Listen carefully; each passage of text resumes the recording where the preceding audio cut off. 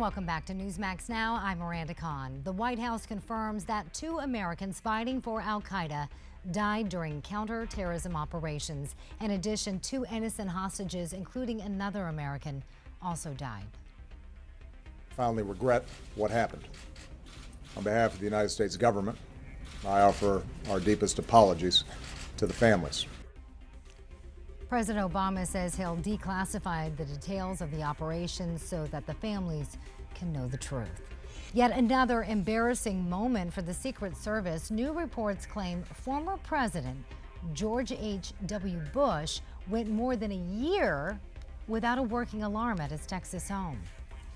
Hillary Clinton's campaign says the 2016 hopeful will testify again on Benghazi. This as Republican lawmakers continue to pressure the former Secretary of State for answers. And according to the latest polls, Senator Marco Rubio leads the GOP among presidential frontrunners. Rubio also fares the best against Hillary Clinton. Numbers show they're in a dead heat. Take a look at this. Kentucky Senator Rand Paul has a little fun with Nevada Senator Harry Reid. Paul threw on some shades and then fist bumped the Democratic senator. Harry Reid, as you may know, had to wear glasses following his eye surgery. And McDonald's will close nearly 1,000 stores, mainly in the U.S. and China. The fast food giant says declining sales prompted the shutdown.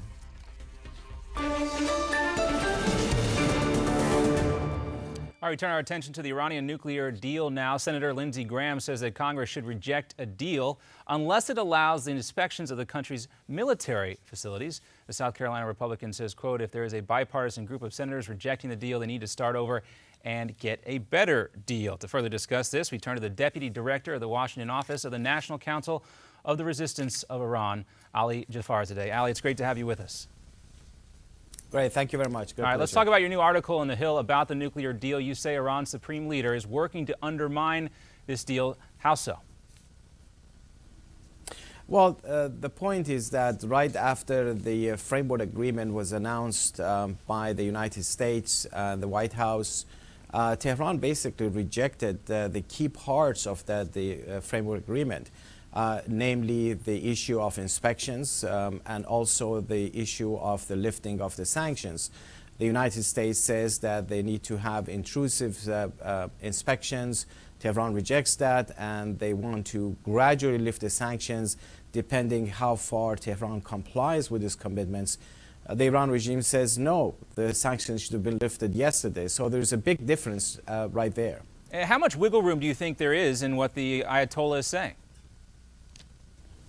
Well, I think the mullahs will push as far as they can because they still feel they have room to maneuver. If Tehran defies the international community and then yet they get more concessions, then that's the path to go. The mullahs feel that every time they push the envelope, they got something out of it. And unless you put an end to it and say this is where the buck stops, this is where the limit is, this is what the red line is, and we're not going to back down, then you're not going to see any results. Keep in mind that in reality, the Iran regime is desperate. The mullahs want the sanctions lifted. That's the only reason they came to the negotiating table. So this is the leverage the United States has, and if you give up that leverage, which is the sanctions, you're not going to get anything. It would further embolden the Iran regime. Well, Ali, we know that this administration has had a difficult time with red lines in the past, specifically dealing with Iran here. But if they did put down that marker on the table and said, if this happens, then we will walk away, do you think that they would benefit from that at this point? And if so, why have they not done that yet? Well, I think there's a different perception about the realities on the ground. I think in reality it's the Iran regime that is so desperate, they want the sanctions lifted. They're not going to walk away from the negotiating table because the alternative for them is much worse. They're going to maintain the sanctions. There are going to be additional sanctions on them. And what they're afraid of is their own population, because the population holds the regime responsible for all the hardship. So they want to get the sanctions lifted and cool down the population. So they're not going to walk away. The perception within the administration is that, well, maybe that's not the case. Maybe, the Tehran will walk away. And that really changes the whole chemistry. I think that understanding has to be corrected about what the whole issue is all about. Agree with you 100%. Ali Jafarzadeh, thank you so much for your time. As always, great to get your insight on this as it develops. Still a long way from being done. That final deadline is sometime in June. Ali, thanks so much. Thank you so much. Appreciate it. All right, coming up, Republican Senators John McCain and Ted Cruz trading shots, as well as Rand Paul and Lindsey Graham. But now Cruz admits he may have misspoken. McCain thinks the Texas senator would make a better president than Rand Paul.